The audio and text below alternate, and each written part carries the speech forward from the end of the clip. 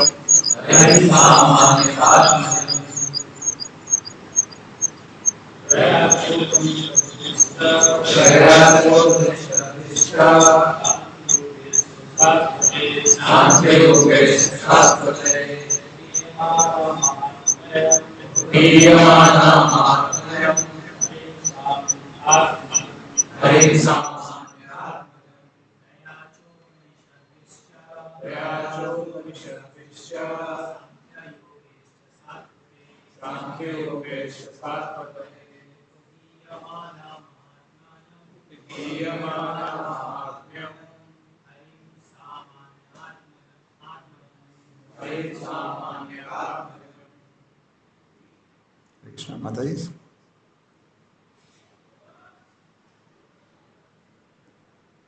क्योंकि इंग्लिश में नहीं है भागवतम तो हम लोग तात्पर्य वगैरह सर हिंदी में नहीं इंग्लिश में पढ़ेंगे और लेकिन फिर कथा हम लोग हिंदी में करेंगे। त्रय्या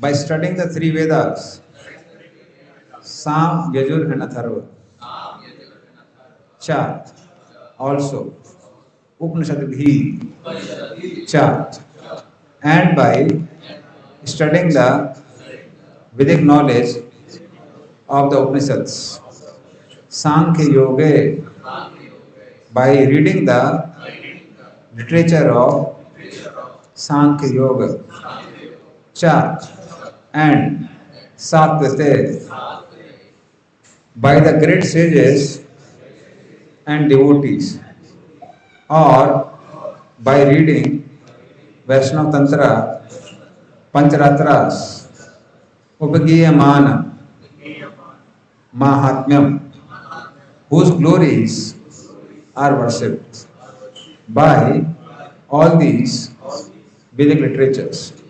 Harim unto the Supreme Personality of Godhead. Sa, she, Amanyatya, considered ordinary. Atmajam, as her own son. Translation purport by Sri Prabhupada. देखता हूँ अगर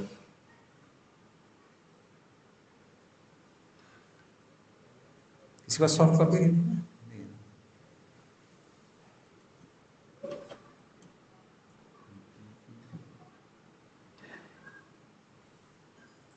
ठीक है नहीं कोई बात नहीं इंग्लिश में पढ़ना पड़ेगा।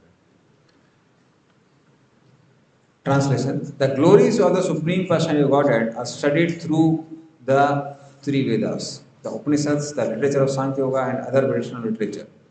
Yet Mother Yashoda considers that Supreme Person her ordinary child.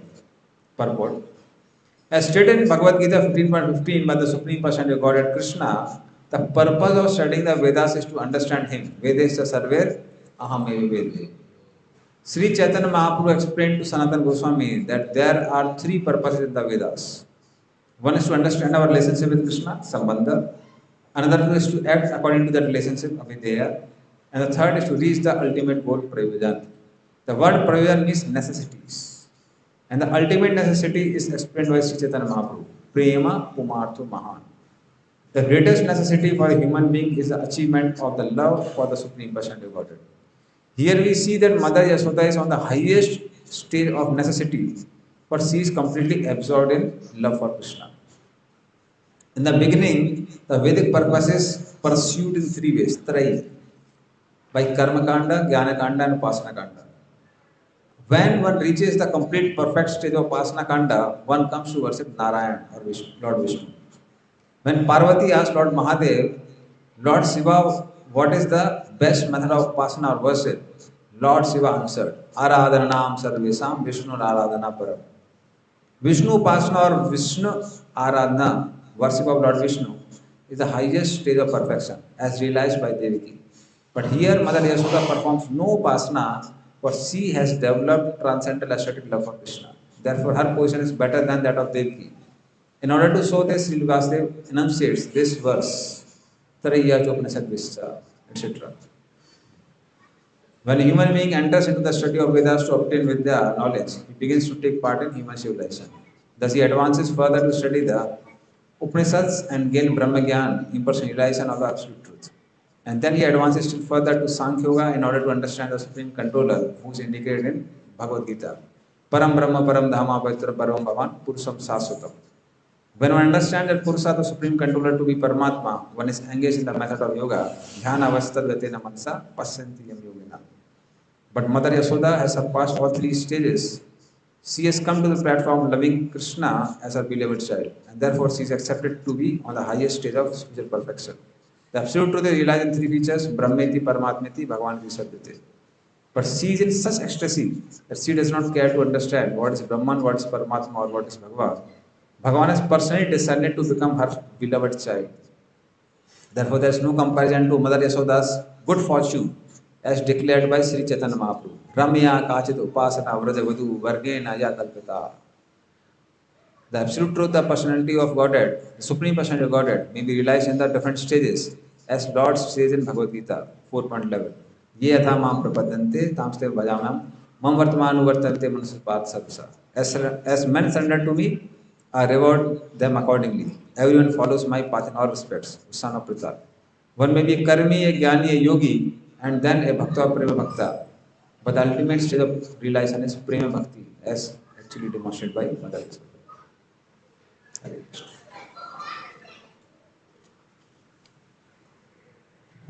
तो लोग पहले मंगल स्मरण करते हैं। ओम अज्ञानतिमिरन्धस्य ज्ञानाञ्जनशलाकया चक्षुरुन्मिलितं येन तस्मै श्रीगुरवे नमः। श्रीचैतन्यमनोभीष्टं स्थापितं येन भूतले स्वयं रूपकदामह्यं ददाति स्वपदान्तिकं।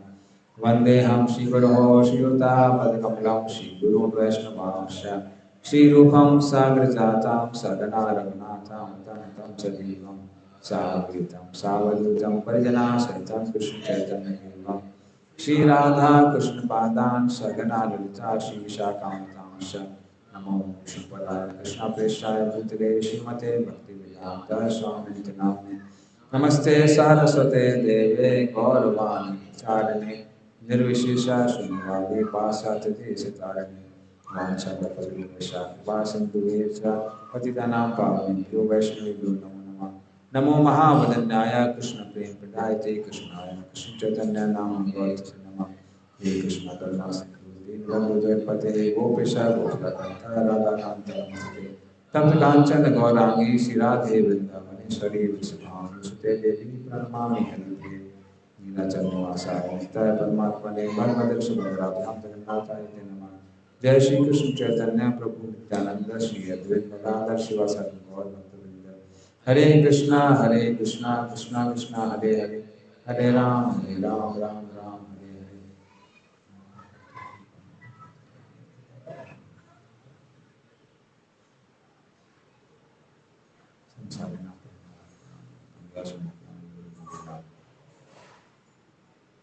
हरे कृष्ण।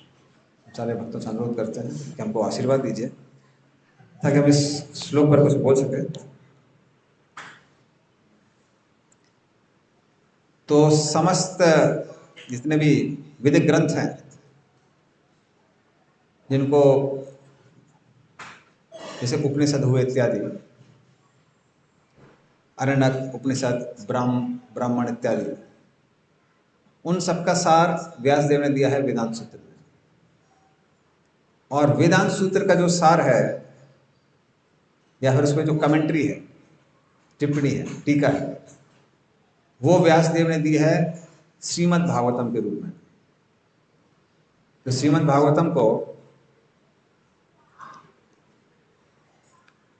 वेदांत सूत्र पे जो टीका है व्यासदेव की, वो कहलाती है श्रीमद् भागवतम। इसलिए चैतन्य महाप्रभु कहते थे श्रीमद् भागवतम प्रमाणमलम। अगर अन्य ग्रंथों में कुछ और दिया है, श्रीमद् भागवतम में कुछ और दिया हुआ है, लगता है कि कुछ विरोधाभास हो रहा है, तो श्रीमद् भागवतम में जो दिया हुआ है उसको स्वीकार करना चाहिए। परम प्रमाण है श्रीमद् भागवतम। और श्रीमद् भागवतम का जो केंद्र है वो है दसम स्कंद, जहां पर कृष्ण की लीलाएं दी हुई है। तो आप देखेंगे 10वां स्कंद और 11वां स्कंद लगभग 40% श्रीमद् भागवतम है, 40%, क्योंकि 10वें स्कंद में 90 अध्याय हैं और 11वें स्कंद में 31 अध्याय है, मतलब 121 अध्याय हो गए। और बाकी स्कंदों में किसी में 9 है, 11 है, 15 है, ज्यादा नहीं है। क्योंकि श्रीमद् भागवतम का जो केंद्र है वो कृष्ण है, जिनके बारे में 10वें स्कंद में दिया हुआ है। लेकिन 10वें स्कंद में जो कृष्ण की जितनी भी लीलाएं हैं, उनका जो परिभाषा सूत्र है वो ये श्लोक है। इसको कृष्ण लीला का परिभाषा सूत्र कहते हैं, जो अभी श्लोक हम लोगों ने अभी भी पढ़ा। तो जैसे श्रीमद् भागवतम का जो परिभाषा सूत्र है वो है एते चांस कला पुंसाम कृष्णस्तु भगवान स्वयं इंद्रियारि व्याकुलम लोकम मृदयंती युगे युगे। क्योंकि परिभाषा सूत्र का मतलब क्या होता है, पहले परिभाषा सूत्र का मतलब समझते हैं। परिभाषा सूत्र का मतलब है वो सूत्र जिसके आधार पर पूरा ग्रंथ लिखा हुआ है। जैसे एक एक श्लोक के बहुत सारे मीनिंग हो सकते हैं, बहुत सारे अर्थ हो सकते हैं। भागवत प्रत्येक श्लोक नाना अर्थ का है। एक एक श्लोक के बहुत सारे अर्थ हो सकते हैं, लेकिन वही अर्थ मानने चाहिए जो परिभाषा सूत्र के अनुसार होते हैं। जैसे मान लीजिए कोई चैप्टर चल रहा है, अध्याय चल रहा है, उसमें एक राजा की कहानी लिखी हुई है जिसका नाम है देवदत्त। तो राजा देवदत्त की कहानी है। अभी बीच में एक श्लोक आता है, उसमें लिखा होता है सिंहो देवदत्ता। देवदत्त नाम का एक शेर था। तो आप ये नहीं बोल सकते हैं राजा अभी शेर बन गया। इसका मतलब, कहने का मतलब क्या है, जो राजा था उसके पास सिंह जैसी बहादुरी है, सिंह जैसा शौर्य है, सिंह जैसी शक्ति है। तो परिभाषा क्या है, परिभाषा है कि देवदत्त एक राजा है, शेर नहीं है, और जंगल का राजा नहीं है, एक राज्य का राजा है। तो इसको बोलते हैं परिभाषा सूत्र, मतलब जिसके आधार पर, जिस सूत्र के आधार पर पूरा ग्रंथ लिखा गया हो। तो जो श्रीमद् भागवतम का परिभाषा सूत्र है वो है एते चा अंश कला पुंसा।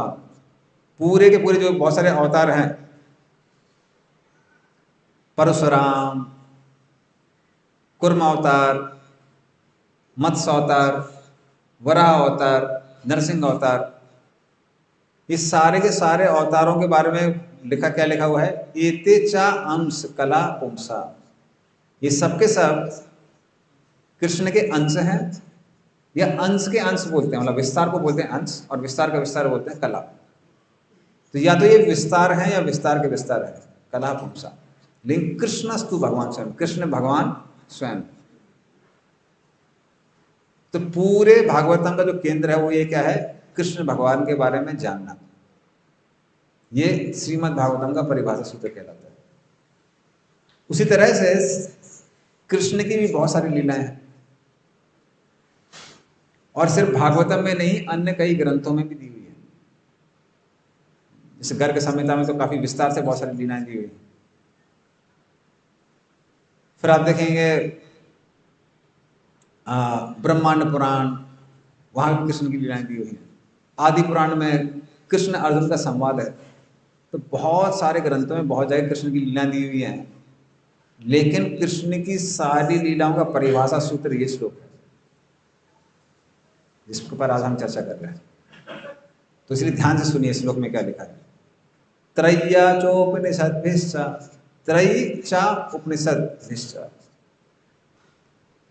तो सारे वेदों को पढ़ने के बाद, खासकर 3 तरह के वेद दिए हैं, सामवेद, यजुर्वेद, अथर्ववेद, इन सबको पढ़ने के बाद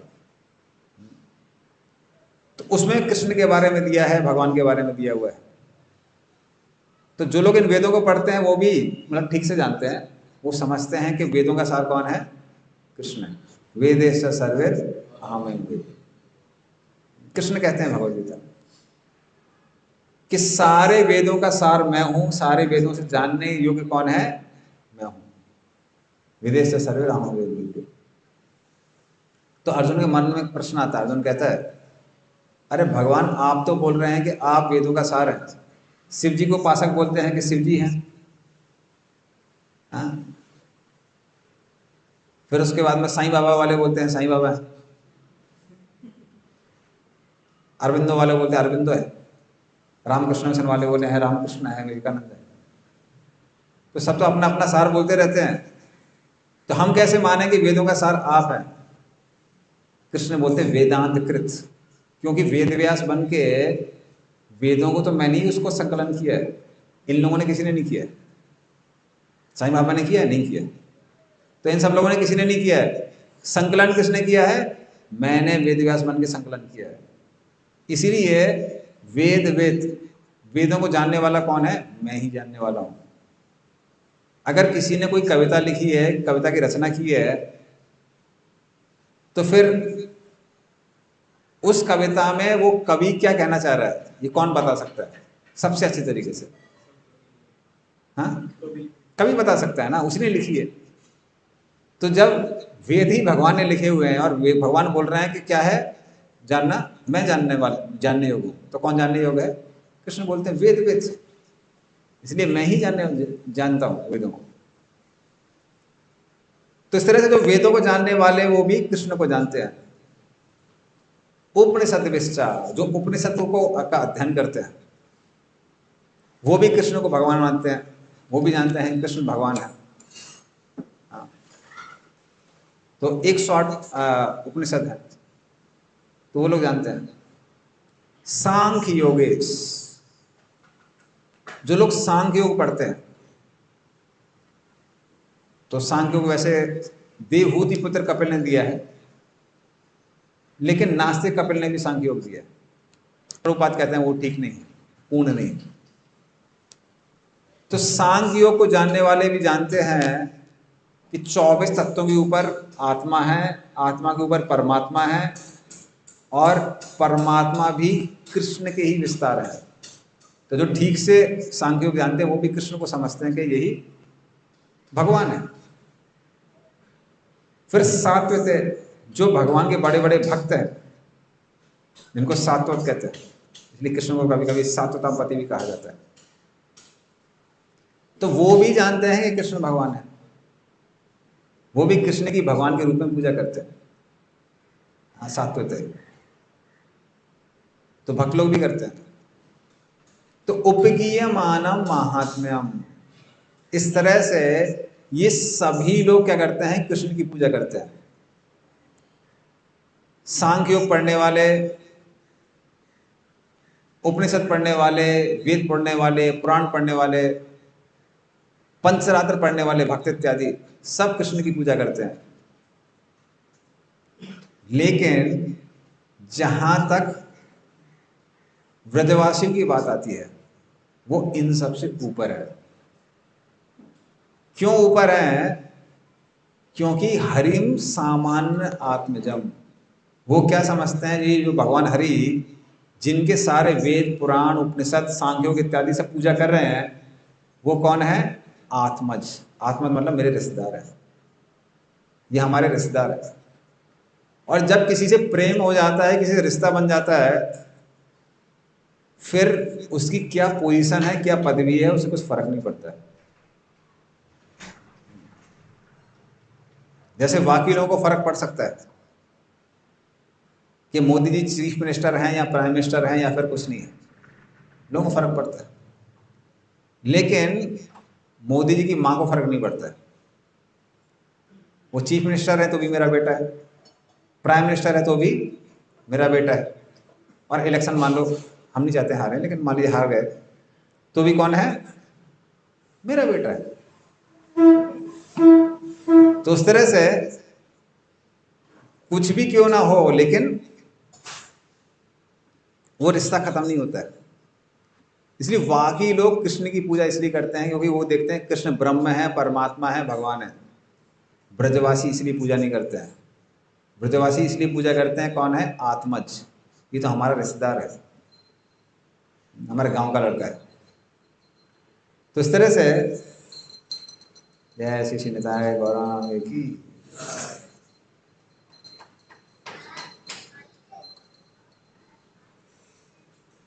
तो इसलिए ब्रजवासियों का जो प्रेम है कृष्ण के प्रति वो अगाढ़ प्रेम है, उसकी कोई सीमा नहीं है। तो ये है कृष्ण लीला का परिभाषा सूत्र। क्या परिभाषा सूत्र है? कृष्ण भगवान है, ठीक है, उतना पर्याप्त नहीं है। कृष्ण के साथ प्रेम करना है।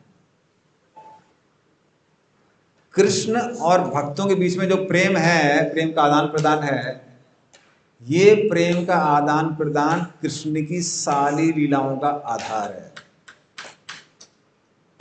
भगवान नारायण की महत्ता उनका परिभाषा सूत्र हो सकता है, किंतु कृष्ण की लीलाओं का जो परिभाषा सूत्र, ये जो श्लोक है, ये क्या बताता है कि कृष्ण के साथ जो प्रेम है, ये परिभाषा, ये मुख्य चीज है कृष्ण के साथ रिश्ता बनाने का।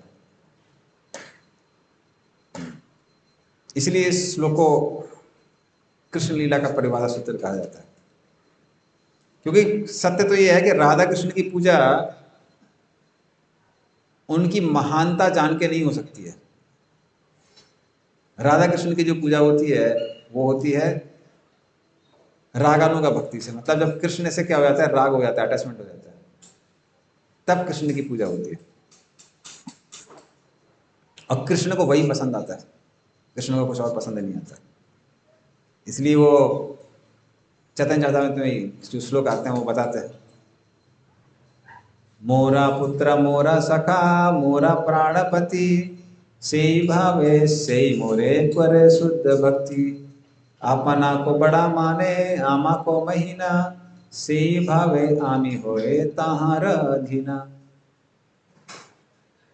तो कृष्ण क्या बोलते हैं, मोरा पुत्र मोर सखा, ये ब्रजवासी क्या कहते हैं, ये मेरा बेटा है, पुत्र है। मोरा सखा, ये हमारा मित्र है। मोरा प्राणपति, गोपी लोग बोलते हैं ये हमारे प्राणपति है। सी भावे सही मोरे करे शुद्ध भक्ति, इस तरह से ये लोग क्या करते हैं, शुद्ध भक्ति करते हैं। तो भक्ति के भी अलग अलग स्तर हैं। जैसे कई बार बाहर के लोग होते हैं, बोलते हैं हम भी धार्मिक हैं। कैसे धार्मिक हैं? वो कभी कभी आके मंदिर में घंटा बजा देते हैं तो सोचते हैं हम धार्मिक हैं। तो इस तरह से वो कई लोग अपने आप को धार्मिक समझते हैं, एक बार प्रणाम कर लिया। हम कभी भी याद है कि हम लोग IIT में टीचिंग कर रहे थे, तो एक लड़का था, पहले बोला कि हम डेली एक करते हैं। हम खुश हो गए, बढ़िया है कि एक राउंड पे आ गया। फिर कुछ दिन और सेशन आया, 2 सेशन हुए, बोले अभी हम 4 करते हैं। तो हमने कहा बड़ा सीरियस है ना, हरि बोल पूरा उसका हो किया।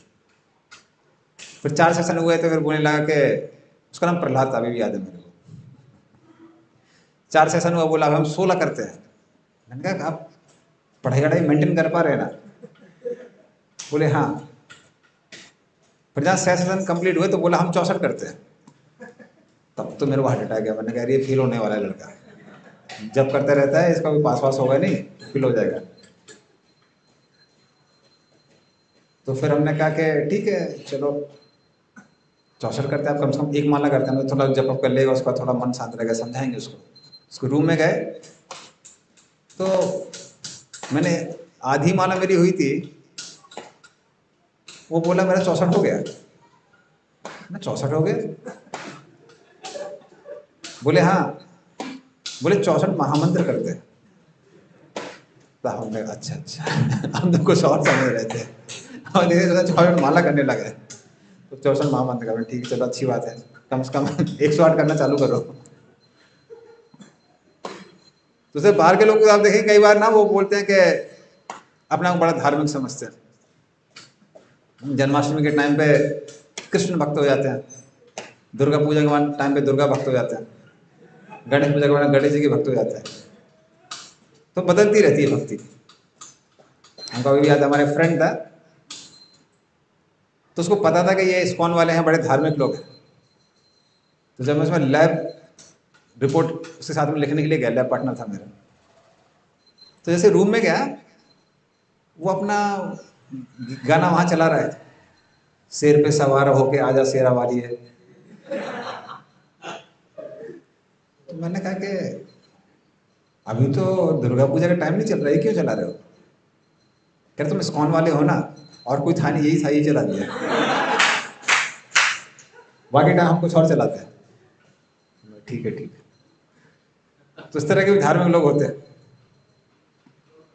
अभी उनमें से जब कोई भक्त इस्कॉन में आता है, धीरे धीरे समझ में आता है कृष्ण भगवान है, तो अन्य देवी देवताओं का सम्मान तो करते हैं लेकिन पूजा कृष्ण की करते हैं। तो वो भी एक स्तर है। तो तब भक्तों को लगने लगता अभी हम शुद्ध भक्त बन गए। अच्छा है, कम से कम कृष्ण की आप एक्सक्लूसिव पूजा करते हैं, समझ जाते हैं कृष्ण भगवान है। लेकिन थोड़ा और भक्ति करते हैं तब समझ में आता है कि नहीं नहीं, काम क्रोध लोभ वगैरह बहुत अंदर है, इसकी सबकी सफाई करनी है, इतने आराम से शुद्धिकरण नहीं होगा। तो धीरे धीरे वो अशुद्धि दिखाई पड़ती है।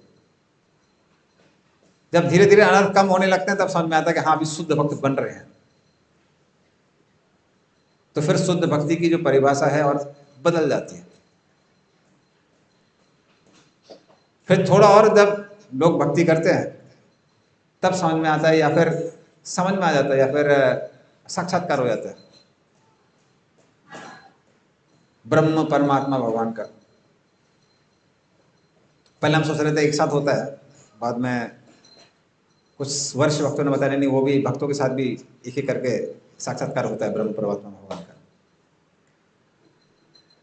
तो उसका साक्षात्कार होने लगता है, और जब ये साक्षात्कार हो जाता है कृष्ण भगवान हैं, तब भक्तों को लगता है कि अभी हमको नहीं और ऊपर का स्तर है कि हम अब शुद्ध भक्त बन गए। लेकिन आध्यात्मिक जगत में जाकर तभी शुद्धि अशुद्धि की बात चलती है, जो कि भौतिक अशुद्धि नहीं है। वो क्या है? कृष्ण की महत्ता को ही अशुद्धि बोल देते हैं।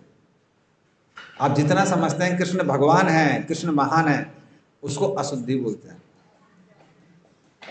ये वृंदावन का स्तर है।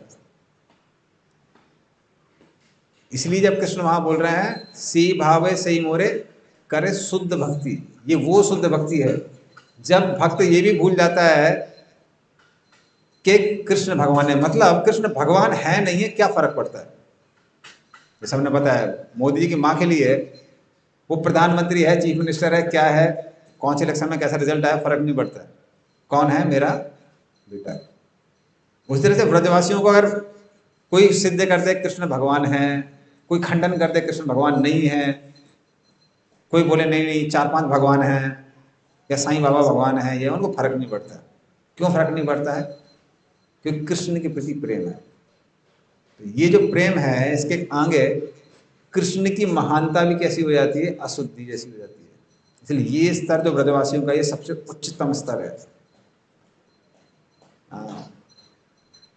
ब्रजवासियों जैसे भक्त नहीं है। इसीलिए श्लोक को परिभाषा सूत्र कहा जाता है।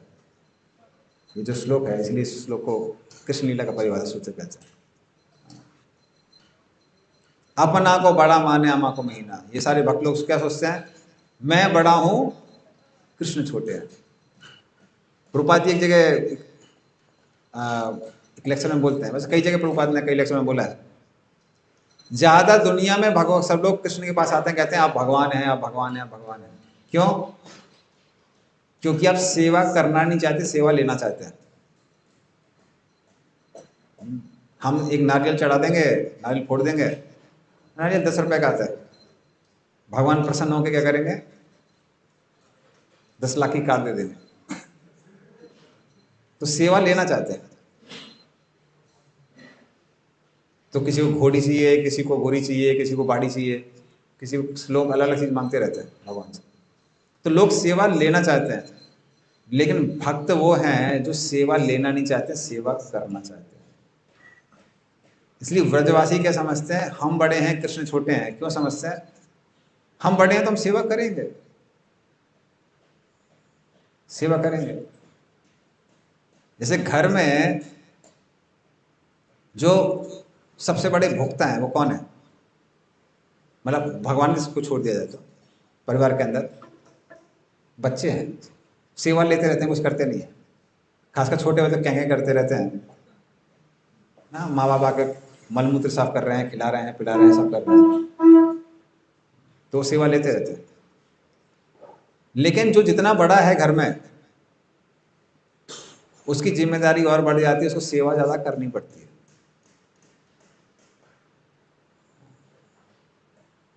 इसलिए भक्ति विद्यापूर्ण महाराज बोलते हैं कि लोग पुरुष का मतलब समझते नहीं है, पुरुष की परिभाषा समझते नहीं है।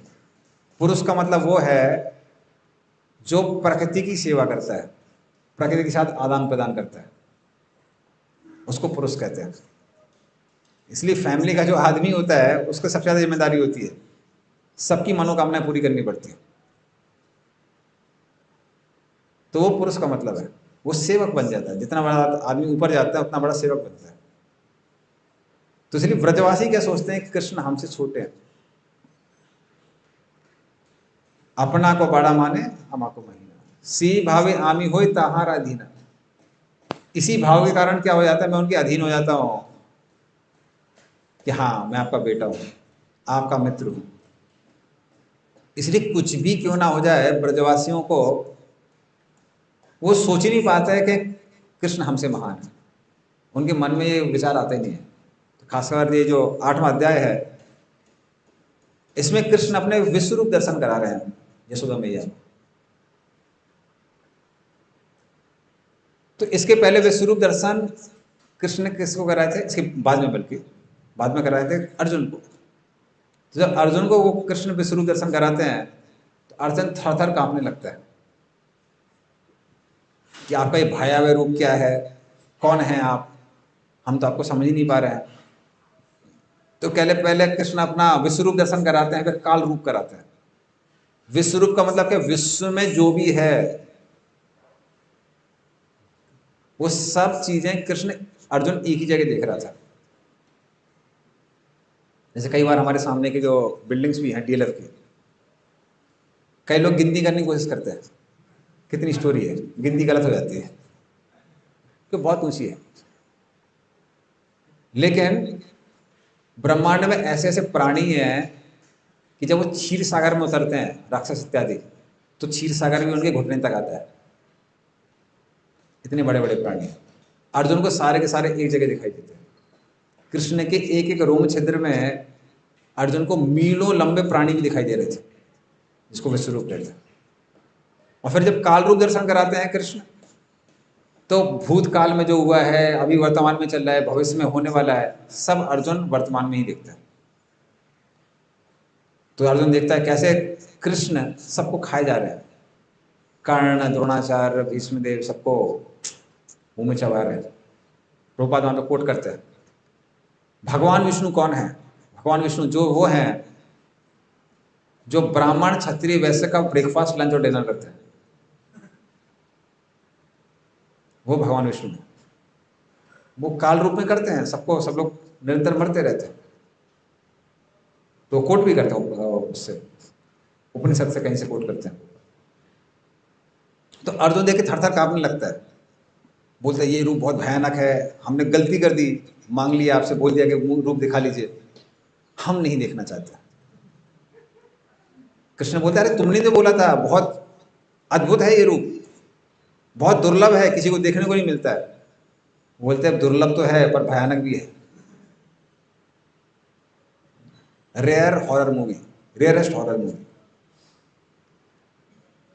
तो अर्जुन खापने लगता है। फिर अर्जुन बोलता है कि भगवान आप ऐसा रूप दिखाइए जो मन को अच्छा लगे।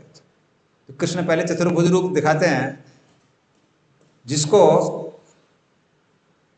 सौम्य रूप, सौम्य वपु और सकम रूप, जिसको सकम रूप बोलते हैं।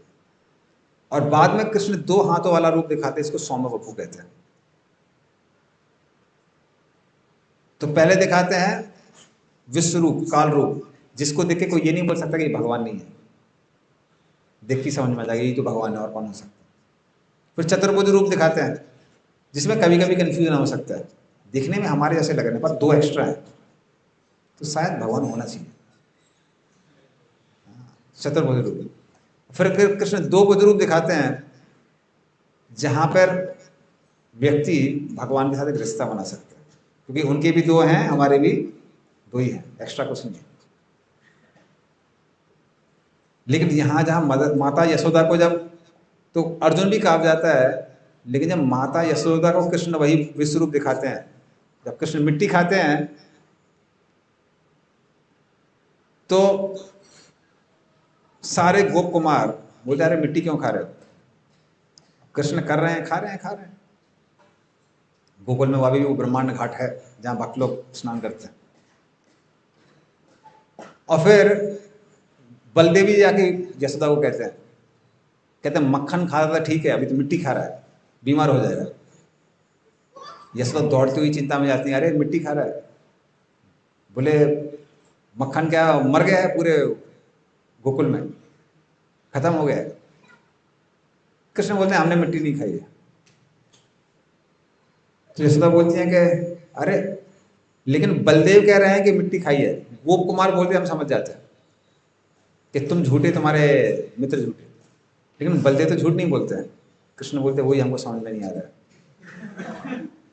बलदेव कभी झूठ नहीं बोलते, आज झूठ कैसे बोल सकते हैं? यशोदा बोलते हैं अच्छा बलदेव भी झूठ बोल रहा है, अगर तुम सच बोल रहे हो तो मुंह खोल के दिखाओ कि मिट्टी खाई है कि नहीं खाई। कृष्ण जैसे ही अपना मुंह दिखाते हैं, यशोदा को सारे ब्रह्मांड वहां दिख लगते हैं, देवता, गंधर्व, किन्नर, यक्ष, और फिर वो स्वयं को भी उसी के अंदर देखते हैं। कृष्ण सोचते हैं बहुत बढ़िया, अभी समझ में आएगा, मिट्टी खाई यार, पूरी मिट्टी तो मेरे अंदर ही है। तो उस तरह से कृष्ण की जो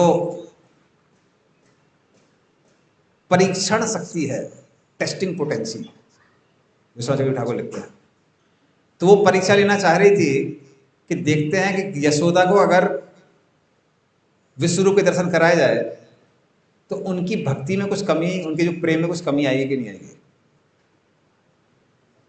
लेकिन जब यशोदा उसका दर्शन करती है, यशोदा सोचने लगती है अरे ये क्या है, ये किसी देवता की तो माया नहीं है, देव माया तो नहीं है। फिर वह सोचती है देव माया कैसे हो सकती है, मैं तो साधारण सी स्त्री हूं, एक साधारण सी स्त्री को बाहर देवता लोग क्यों परेशान करेंगे, तो देव माया नहीं हो सकती है। फिर वो सोचने लगते हैं कि कहीं ये किसी राक्षस की माया तो नहीं है। तब वो डर जाती, हाँ राक्षस लोग बहुत मारने आए थे, तो हो सकता है किसी राक्षस की माया हो, तो मंत्र पढ़ने लगती है। फिर उनको लगता है कि ये भी हो सकता है कि हमारे बेटे को, लाला को कुछ बीमारी हो गई है, तो चिंता और बढ़ जाती है। तो उसकी वजह से यशोदा का जो कृष्ण के प्रति प्रेम था, वो प्रेम और बढ़ जाता है। तो जो भगवान की परीक्षण शक्ति यशोदा की प्रेम की परीक्षा लेने आती है, लेकिन यशोदा का प्रेम उसकी ही परीक्षा ले लेता है कि देखते हैं तुम कितनी परीक्षा लेने में सक्षम हो। क्योंकि यशोदा का प्रेम कृष्ण के प्रति और भी बढ़ जाता है। तो testing potency was tested by mother Yashoda, बड़ी सुंदर लाइन लगता है चक्रव्यूह पर। तो इस तरह से ब्रजवासी, उनको फर्क नहीं पड़ता है कि कृष्ण भगवान है नहीं है, उनका जो अगाढ़ प्रेम है वो इस सब के परे है। उसी तरह से हम देखते हैं गोप कुमारों के साथ भी, जब कंस वकासुर को भेजता है तो इतना बड़ा बक ऐसा लग रहा था, मान लीजिए कोई पहाड़ खड़ा हो, सफेद पहाड़। गोप कुमार देख के ही उसको डर जाता है, साइड से दिखते हैं, बोलते हैं ये क्या है, ये देखने लायक भी नहीं है, बड़ा भयानक दिखाई दे रहा है। तो पहले सोचते हैं कि सफेद पहाड़ है, फिर समझ में आता है नहीं नहीं नहीं, ये तो बक है।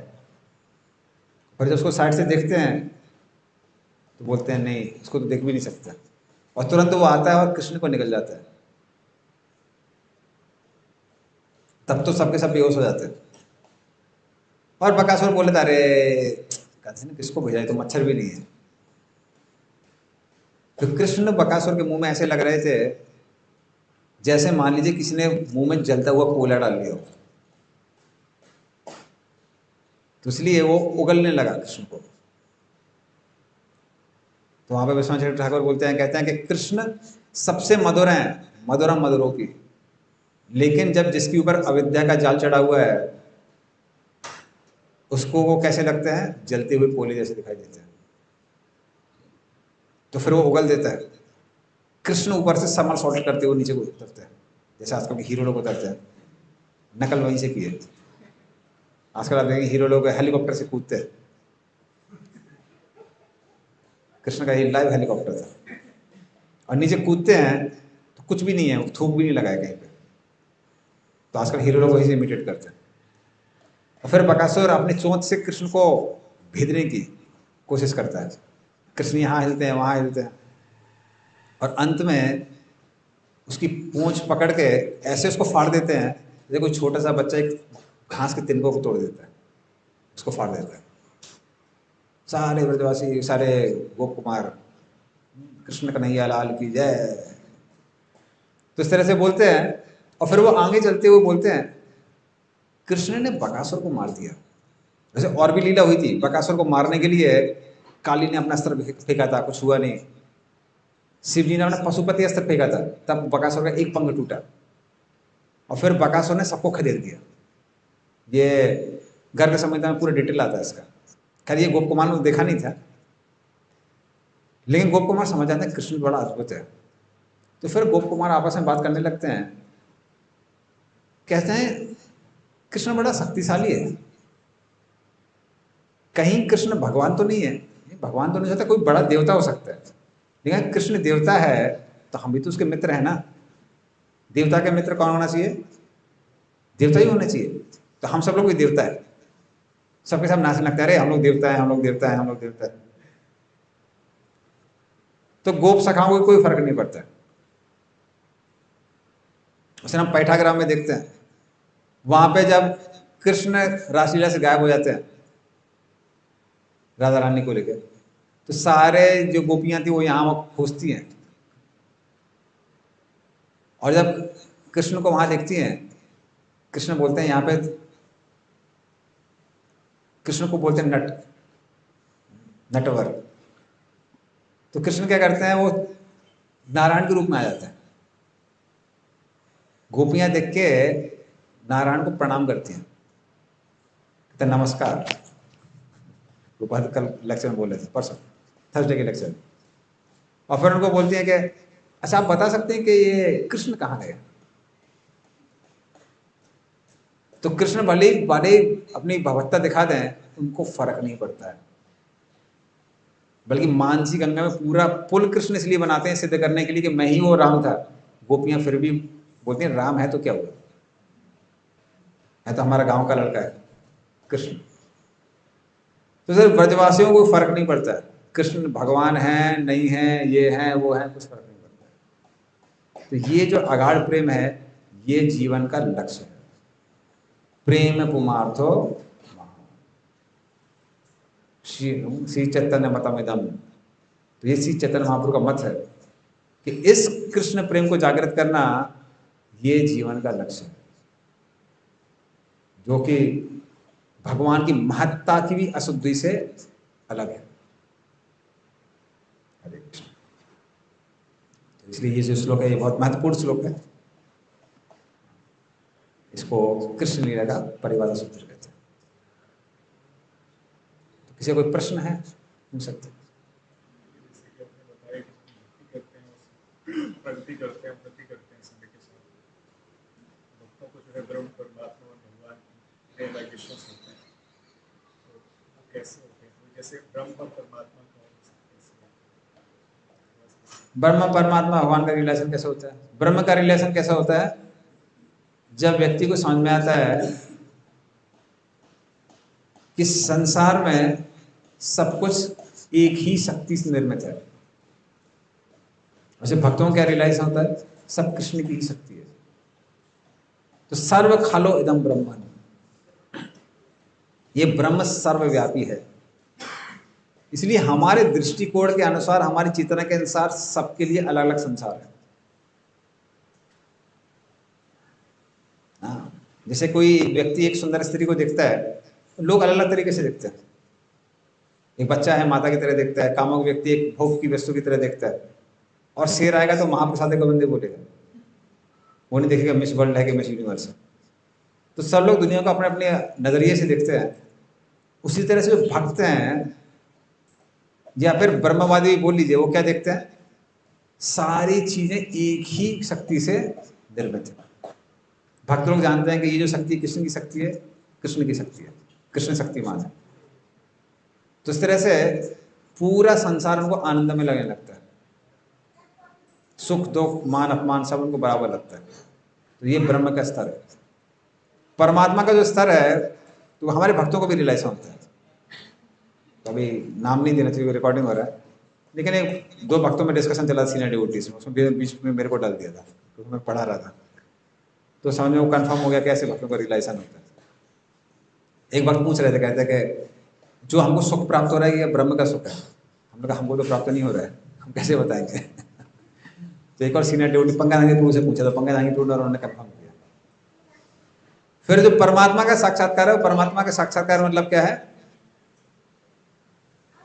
हर अणु में, अणु के बीच अपने हृदय में व्यक्ति को समझ में आता है कि ये जो शक्ति है कहाँ से आ रही है?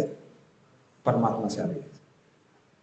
और हृदय में भी वो परमात्मा को देखता है। हृदय में सारे संसार में परमात्मा को ही देखता है। वो भगवान इनके चतुर्भुज रूप में है। और भगवान का जो रियलाइजेशन है, भगवान का जो साक्षात्कार है, जब आप समझ जाते हैं कि ये जो पूर्व व्यक्ति है, जो भगवान जिसको बोलते हैं, जो सबसे महान है, इसके साथ में एक रिश्ता बना सकता है। जैसी रिश्ता एक किसी पिक्चर में आता है तो 5 और रस आ जाते हैं, बल्कि 12 रस, 5 मुख 7 भाव। तब ये क्या है? ये भगवान का साक्षात्कार। ठीक।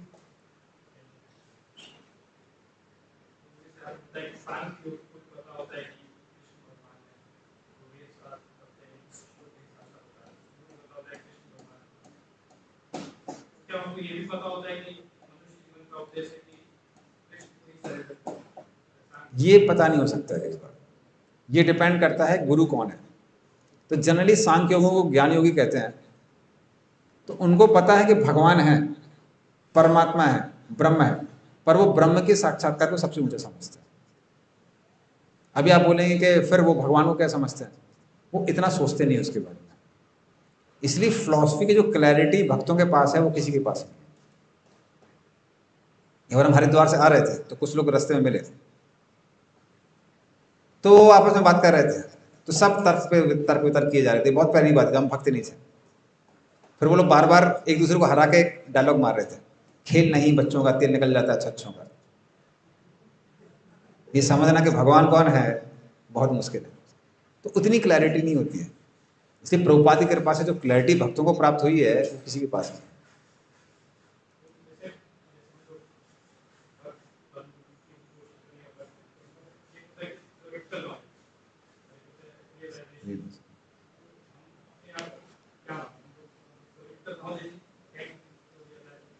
तो थ्योरेटिकल नॉलेज है वो भी बढ़ रही है और रियलाइजेशन भी बढ़ रही है।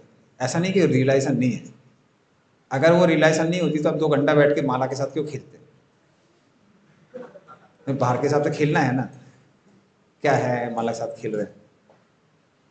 या फिर कई जो लोग विग्रह पूजा को नहीं मानते हैं, उनको ऐसा लगता है जैसे हम लोग भगवान की पूजा कर रहे हैं, तो उनको लगता है गुड्डा गुड्डी के कुछ खेल खेल रहे हैं, तो इतना टाइम क्यों वेस्ट कर रहे हैं, कुछ तो साक्षात्कार है ना। तो ऐसा नहीं भक्तों के पास साक्षात्कार नहीं है, साक्षात्कार है, इसलिए भक्ति में टिके हुए इतने सालों से भक्ति कर रहे हैं। पर यही साक्षात्कार धीरे धीरे करके बढ़ता रहता है समय के साथ। ठीक है, तो अभी 9 बज गया है, और जो प्रश्न है वो पर्सनली पूछ सकते हैं। गंधराज श्रीमद् भागवतम की, श्री गोपाल की जय, गौर प्रेमानंदे, श्री गोपाल।